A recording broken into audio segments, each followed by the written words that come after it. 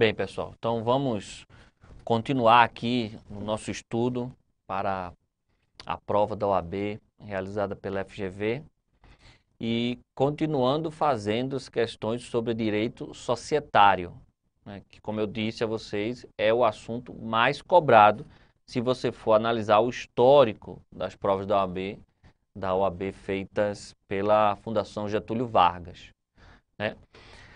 Nesse bloco eu quero falar com vocês sobre questões sobre sociedades anônimas. As sociedades anônimas, como eu já adiantei para vocês num bloco anterior, elas não são regidas pelo Código Civil.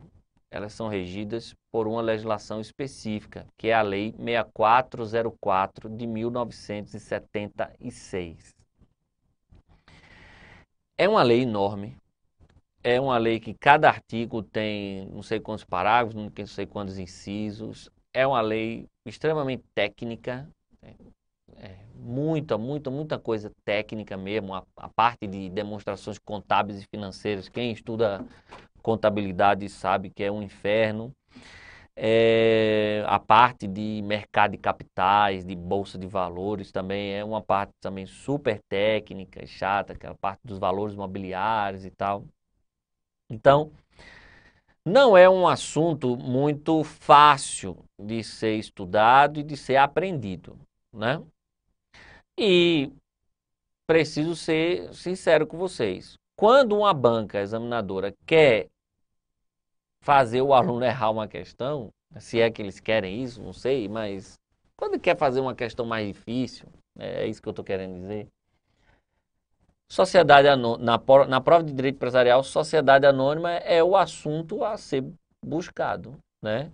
Porque ela pode, a banca pode pegar lá um artigo lá sobre, que a gente vai ver aqui, por exemplo, sobre responsabilidade dos administradores, ou sobre operações societárias, ou sobre eh, valores, ou sobre debêntures, ou sobre, sei lá, bônus de subscrição, ou sobre as competências do conselho de administração.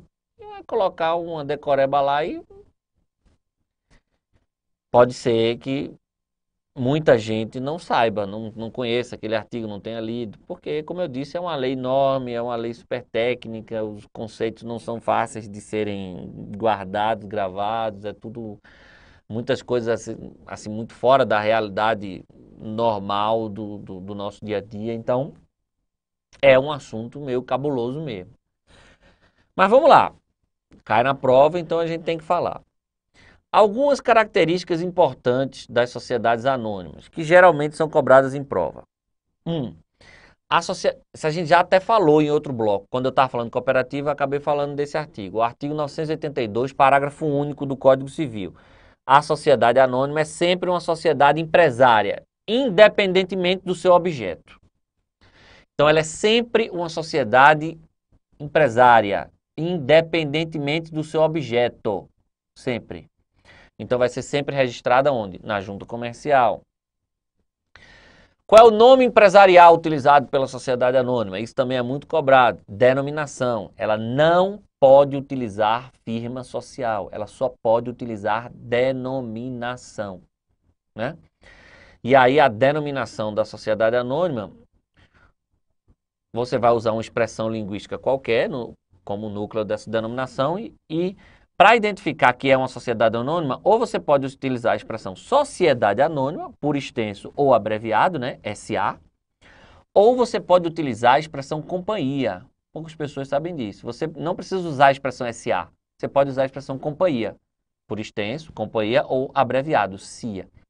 Mas cuidado, se você utilizar a expressão companhia na denominação de uma sociedade anônima, essa expressão companhia só pode vir no começo ou no meio, nunca no final.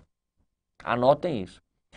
Se você quiser utilizar a expressão companhia na denominação social de uma sociedade anônima, aí o que é que vai acontecer? Você não vai usar SA, você vai usar só a expressão companhia, pode ser por extenso ou abreviado, mas essa expressão tem que vir no começo ou no meio do nome. Por exemplo, Companhia Siderúrgica Gerdau, beleza. Ou podia ser Gerdau Companhia Siderúrgica, beleza. Mas não pode botar o companhia no final. Outra coisa, a sociedade anônima é uma sociedade de capital e não uma sociedade de pessoas. As sociedades contratuais, aquelas que estão regidas no Código Civil lá, dentre elas a sociedade limitada, geralmente são sociedades de pessoas. O que quer dizer isso? É que elas são constituídas por um contrato e não por estatuto, né? São contratuais e são de pessoas. O que é uma sociedade de pessoas? É aquela em que as características pessoais dos sócios são muito importantes para a constituição do vínculo societário. Portanto, a entrada de estranhos depende, em regra, da anuência dos demais. A gente até fez uma questão passada sobre sociedade limitada que falava isso. Para ceder a cota a quem já é sócio, não precisa ouvir os demais, mas para ceder para quem é estranho, precisa.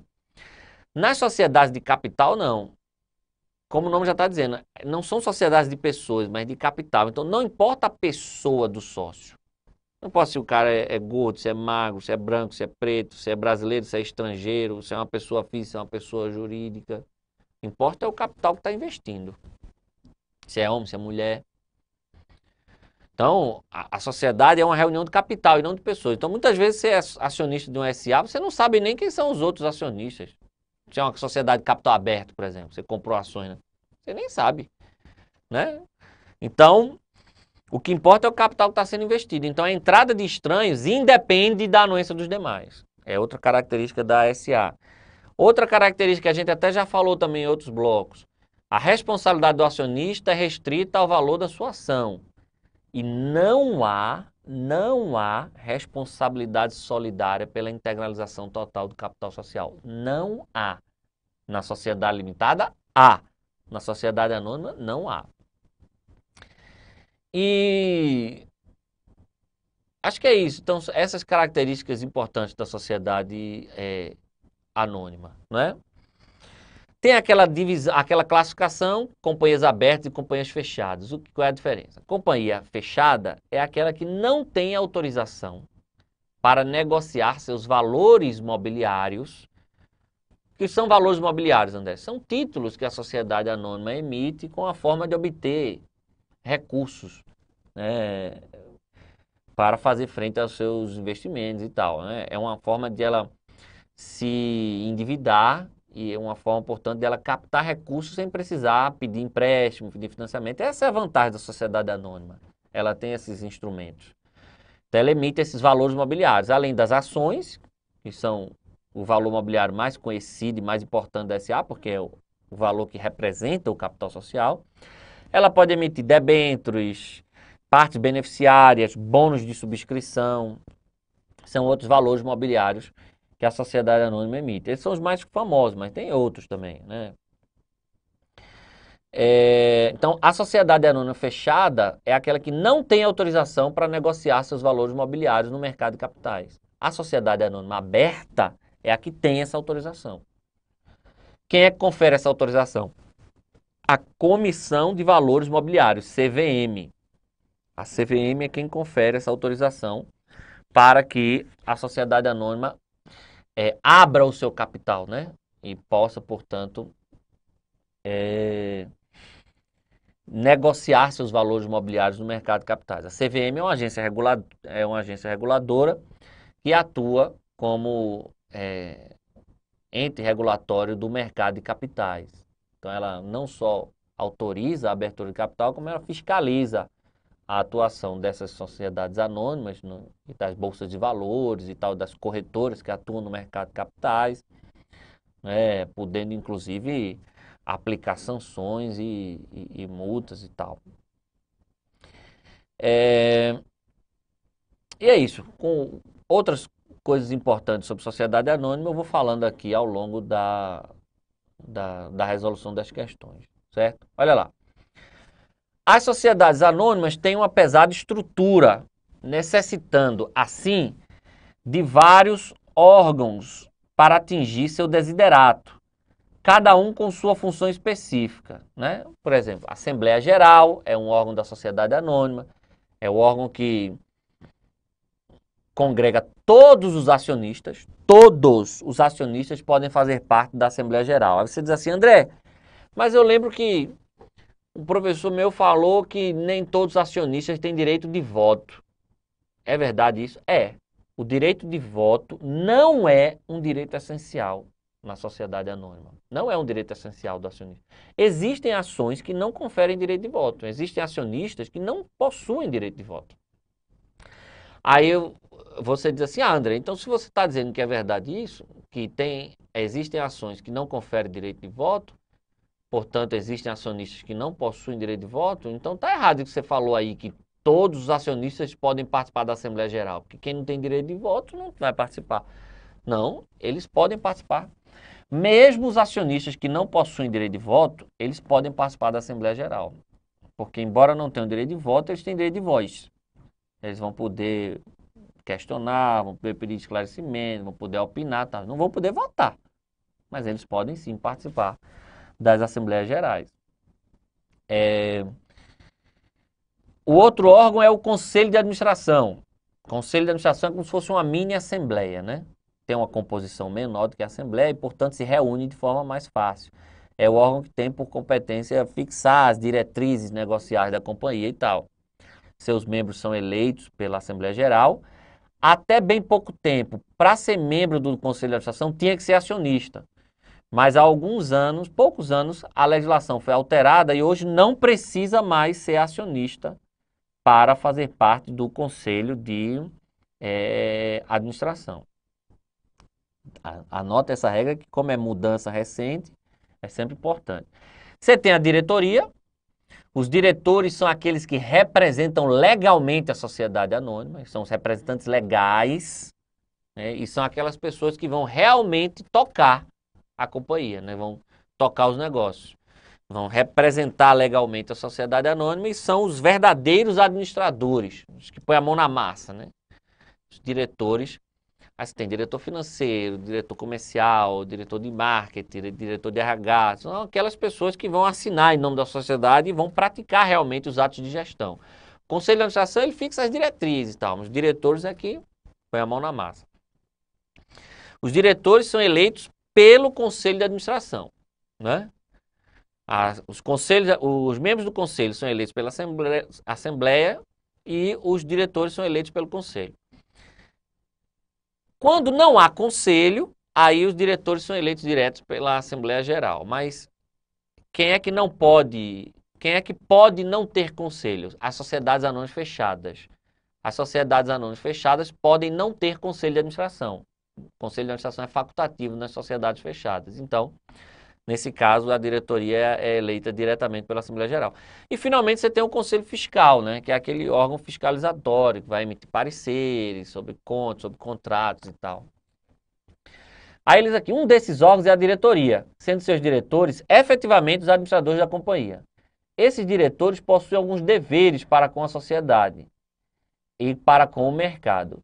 Entre esses deveres encontra-se o disclosure. Na verdade, a palavra está escrita de forma errada. Isso é uma palavra em inglês, significa, ao pé da letra, seria abertura, né? Abertura total aí.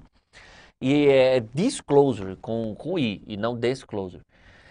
Que é o dever. O que é isso? O que é esse disclosure, né? Disclosure é um dever dos administradores absolutamente importante no atual contexto que a gente vive hoje do mercado de capitais. Hoje em dia é cada vez mais preocupante a possibilidade de crises sistêmicas no mercado de capitais, né? Crise de confiança, de confiabilidade, de segurança jurídica e tal. Então, existe uma preocupação muito grande hoje no mundo todo em estabelecer mecanismos eficientes de gestão, de administração das grandes companhias, das grandes sociedades anônimas, principalmente as sociedades abertas, aquelas que têm capital aberto na bolsa. Quando eu falo que essa é uma preocupação, não é porque o governo precisa criar leis obrigando isso. Não, isso foi uma preocupação do próprio mercado. As próprias empresas perceberam que precisavam se organizar melhor, criar melhores instrumentos de fiscalização, melhores técnicas de gestão de administração. Por quê? Porque elas precisam ganhar a confiança dos investidores. Se você não tem boas técnicas de gestão, de administração, se você não tem transparência no seu negócio, se seus balanços não são publicados de forma correta e segura, com critérios de contabilidade bons e tal, se você não tem regras que protegem os acionistas minoritários, se você não tem regras que criam deveres e obrigações muito fortes para os acionistas controladores, ninguém vai querer investir na sua companhia. Ah, então beleza, pode abrir o capital, colocar lá, eu que não vou comprar ações da sua companhia. Sua companhia é uma companhia que os balanços ninguém confia, que você não publica os balanços constantemente, que as empresas, não tem uma empresa que audita seus balanços e tal, tudo é meio nebuloso. Seus membros do conselho de administração não são pessoas respeitadas no mercado, você não tem executivos conhecidos e respeitados. O seu estatuto social não traz regras que protegem os minoritários, né? Não traz regras que impõem deveres e responsabilidades fortes para os controladores e tal. Eu vou colocar meu dinheiro na tua empresa, por quê? Então o próprio mercado percebeu que precisava criar regras de profissionalização da gestão da administração das grandes companhias. Isso criou um movimento chamado de governança corporativa. Então, hoje em dia, governança corporativa é um tema básico para você estudar quando se trata de sociedade anônima. O que é isso? É um movimento que visa a estabelecer boas práticas de gestão das grandes companhias, principalmente companhias abertas. Boas práticas que privilegiem a transparência, a prestação de contas segundo critérios confiáveis, né? Accountability, né? Critérios internacionais de contabilidade, gestão que privilegie a harmonização dos interesses dos controladores e dos minoritários, ou seja, então regras estatutárias que protejam os minoritários, que estabeleçam deveres e responsabilidades muito firmes para os controladores. Então, tudo isso representa o que a gente chama hoje de governança corporativa. Então, as empresas hoje, por exemplo, uma empresa que abre o capital lá na Bolsa e ela vai ser listada lá no Novo Mercado, por exemplo, que é um segmento de governança corporativa bem rígido da Bolsa de Valores, ela vai ter que assumir obrigações muito mais rígidas do que as obrigações que a legislação determina. Ela voluntariamente se compromete a seguir uma série de padrões de governança, de gestão. Por quê? Porque se ela não fizer isso, ninguém investe nela. Né? Então, dentro desse movimento de governança corporativa, de dar mais transparência, mais segurança, mais confiabilidade às operações dessas grandes companhias, está o disclosure. Né? E isso é hoje uma obrigação que, inclusive, está na própria lei. Né? Que é o quê? Toda companhia aberta, os diretores de toda companhia aberta, eles têm que comunicar o mercado e têm que comunicar os órgãos competentes também. Qualquer operação na qual a sociedade esteja envolvida que possa influir na intenção dos investidores de comprar ou vender ações dela. Ou seja, são informações de fatos relevantes. Qualquer fato relevante que possa interferir no desejo, na intenção dos investidores de comprar ou adquirir ações dessa sociedade tem que ser divulgados, amplamente divulgados. Então, vez ou outra, você está lendo uma revista semanal dessa aí, você vê lá, fato relevante, é isso. O grupo, não sei o que, SA, vem a público comunicar que o Conselho de Administração, no dia tal, deliberou pela aquisição da empresa tal, não sei o que. Tem que comunicar qualquer coisa que possa interferir na intenção dos investidores de comprar ou vender ações dela. Onde é que está isso, André? Está lá, é um dos deveres previsto expressamente pela lei para os administradores é o dever de informar. E dentro desse dever de informar está lá o parágrafo 4º do artigo 157, que diz assim, ó, os administradores da companhia aberta são obrigados a comunicar imediatamente à Bolsa de Valores e a divulgar pela imprensa qualquer deliberação da Assembleia Geral ou dos órgãos de administração da companhia ou fato relevante ocorrido nos seus negócios, que possa influir de modo ponderável na decisão dos investidores do mercado de vender ou comprar valores mobiliários emitidos pela companhia. Isso é o disclosure, é abertura total, é transparência total. Qual é a alternativa aqui que fala disso? Vamos lá, letra A. Disclosure é o quê? É o dever que os diretores possuem de convocar os acionistas para deliberar sobre determinado assunto ou vários assuntos que devem constar na pauta. Não. Dever de fiscalizar os gastos da sociedade, se ela está cumprindo o que está disposto, também não. Dever que os administradores têm para com o mercado de informar todas as operações em que a companhia estiver envolvida e que possam influir na cotação de suas ações, das debêntures e do valor imobiliário. Certo, letra C. Dever que os administradores possuem de agir de forma diligente, respeitando... Não. Por mais que eles tenham esses deveres aí, letra A, B e C, lá, A, B e D, por mais que você possa dizer, ah, não, isso é um dever e tal, não vou nem entrar nesse método, mas esses deveres não significam disclosure. Disclosure é isso, é abertura total, transparência, que envolve especificamente o quê? O dever de informar o mercado, informar a todo mundo qualquer fato relevante que possa influir na intenção dos investidores de comprar ou adquirir ações, valores imobiliários dessa companhia. Ok? Vamos fazer mais uma de sociedade anônima, olha aí. A lei das SA estabelece responsabilidades para os administradores, membros do Conselho Fiscal e para o acionista controlador. A violação de tais deveres pode causar responsabilidade civil, administrativa e penal até. Em relação aos deveres e responsabilidades dos administradores, conselheiros e acionistas, assinale a alternativa correta. Vamos lá, letra A. O acionista controlador é sempre o acionista majoritário, ou seja, aquele com o maior número de ações da companhia, devendo usar seu poder de controle para fazer a qualquer custo com que a companhia tenha uma maior margem de lucro. Está tudo errado nessa letra A. Primeiro, que o acionista controlador não é sempre um acionista majoritário. E segundo, que ele não deve usar seu poder para fazer a qualquer custo com que a companhia tenha uma maior margem de lucro. Eu até acho que ele devia fazer isso, mas a nossa legislação societária não é bem assim. Ela tem um cunho meio social, né? Aquela coisa da função social da empresa e tal. Então, olha lá. Vamos por partes. Primeiro, o acionista controlador é sempre o acionista majoritário. Errado. Primeiro que para ser controlador, não necessariamente você precisa ser majoritário nos termos, assim, na pura acepção da palavra. Assim, majoritário, mais de 50% ou quase 100%, ou um pouquinho acima de 50%. Não, para ser controlador, você tem que cumprir os requisitos do artigo 116 da lei, que eu vou ler aqui para vocês. Existem dois requisitos que você precisa cumprir para ser considerado, nos termos da nossa legislação acionária, controlador de uma sociedade anônima. Vamos lá. Entende por acionista controlador a pessoa, natural ou jurídica, ou grupo de pessoas vinculadas por acordo de voto. O controlador não necessariamente precisa ser um acionista, pode até ser um grupo de acionistas que fez um acordo de acionistas para ter uma quantidade suficiente para ser controlador. Olha, aqui, letra A, é titular de direitos de sócio que lhe assegurem de modo permanente a maioria dos votos nas deliberações da Assembleia Geral e o poder de eleger a maioria dos administradores da companhia. Então, a primeira coisa, você precisa ter uma quantidade de ações suficiente que lhe assegurem maioria nas deliberações da Assembleia Geral e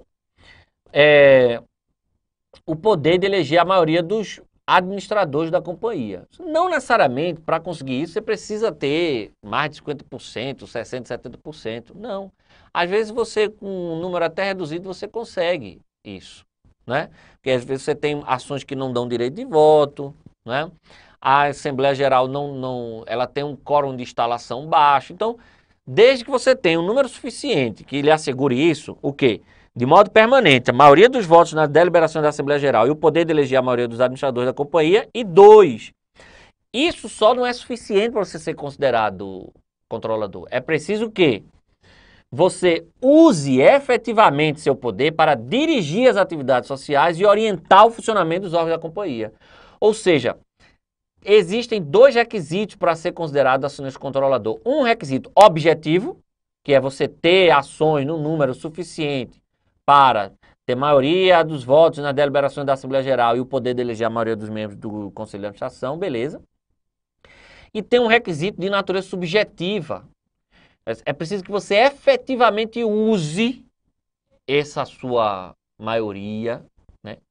Esse seu poder de eleger os membros, de dominar as assembleias, para determinar o funcionamento dos órgãos, para orientar o funcionamento dos órgãos e para dirigir as atividades sociais. Existe um requisito ainda de natureza subjetiva. Então, essa afirmação inicial, o acionista controlador é sempre o acionista majoritário, assim, automaticamente, errado, né? Errado isso aqui. Essa primeira frase está erradíssima. E segundo, ele diz, devendo usar seu poder de controle para fazer a qualquer custo com que a companhia tenha uma maior margem de lucro. Por mais que eu acho que devia ser assim, a legislação não acha. Ela diz o seguinte, ó, parágrafo único do artigo 116. O acionista controlador deve usar o poder com o fim de fazer a companhia realizar seu objeto e cumprir sua função social. E tem deveres e responsabilidades para com os demais acionistas da empresa, os que nela trabalham e para com a comunidade em que atua, cujos direitos e interesses deve lealmente respeitar e atender. Ou seja, não cabe ao controlador simplesmente fazer a companhia gerar lucros, não. Ele tem que fazer ela cumprir o seu objeto social, cumprir a sua função social, seja lá o que isso signifique, e ele tem deveres e responsabilidades para com os demais acionistas, aí tudo bem, para com os que nela trabalham, ou seja, os empregados, aí até entendo, e para com a comunidade em que atua, cujos direitos e interesses deve lealmente respeitar e atender, né? Então, é o que diz o artigo 116, parágrafo único. Então, tá tudo errado aqui nessa letra A. Letra B. Somente nas companhias fechadas é que todos os administradores são responsáveis pelos prejuízos que causarem pelo não cumprimento dos deveres impostos pela lei para assegurar o funcionamento normal da companhia, ainda que, de acordo com o estatuto, tais deveres não sejam da competência de todos eles. Tá certo isso aí. A redação tá meio confusa, tal, mas é o seguinte, olha o que é que diz o artigo 158, parágrafos 1º e 2º. O 158 da lei, só para situar vocês, é o artigo que trata da responsabilidade dos administradores. Então, no caput, ele diz aquele basicão lá, que ele diz, olha, o administrador não responde se agiu dentro dos seus poderes e tal, né? Ele fala, ó, o administrador não é pessoalmente responsável pelas obrigações que contraía em nome da sociedade em virtude de ato regular de gestão, né? Então, se ele agiu dentro dos seus poderes e praticou ato regular de gestão, ele não responde, óbvio. Ainda que tenha causado prejuízo. Causar prejuízo é normal, né?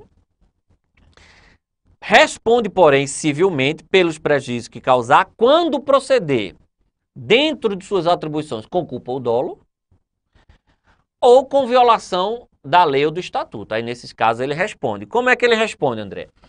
A sociedade vai ter que entrar com uma ação de responsabilidade contra ele.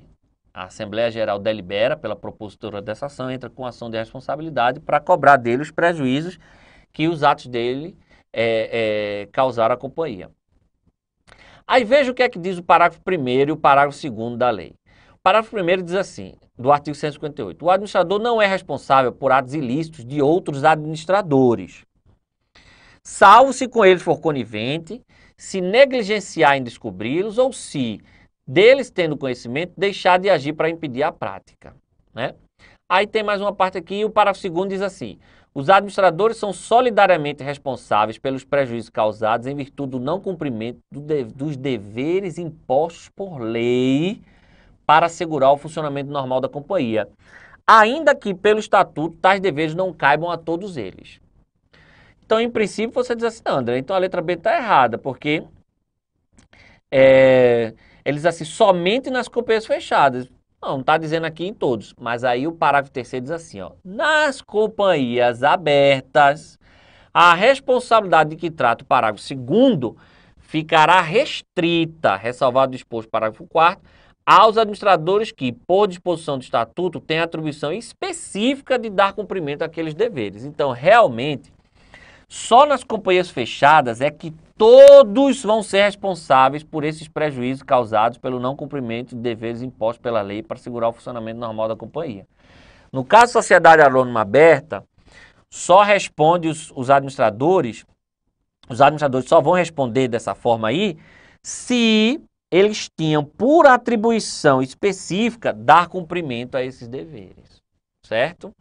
Então, a resposta é a letra B. É uma conjugação dos parágrafos 2º e 3º do artigo 158 da Lei das SA. Letra C. A única obrigação do acionista é a integralização de suas ações, não tendo qualquer outra responsabilidade para a companhia. Claro que não, né, gente? Nada a ver. E letra D.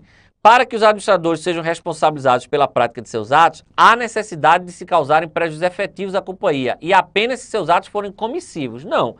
A gente até mostrou agora um dos parágrafos que eu li diz que se ele tem conhecimento e não faz nada, é negligente, ele responde. Tem o parágrafo 4º também do artigo 158, diz assim: o administrador que, tendo conhecimento do não cumprimento desses deveres por seu predecessor ou pelo administrador competente, deixar de comunicar o fato à Assembleia Geral, torna-se-á por ele responsável solidariamente. Então, não só atos comissivos do administrador, mas atos omissivos também podem ser objeto de responsabilização. Então, resposta aqui, letra B. Cuidado com esse artigo 158 da Lei das SA, que trata da responsabilidade dos administradores, porque ele costuma ser cobrado. Voltamos no próximo bloco, fazendo mais questões de direito empresarial, questões da Fundação Getúlio Vargas, feitas para o exame de ordem.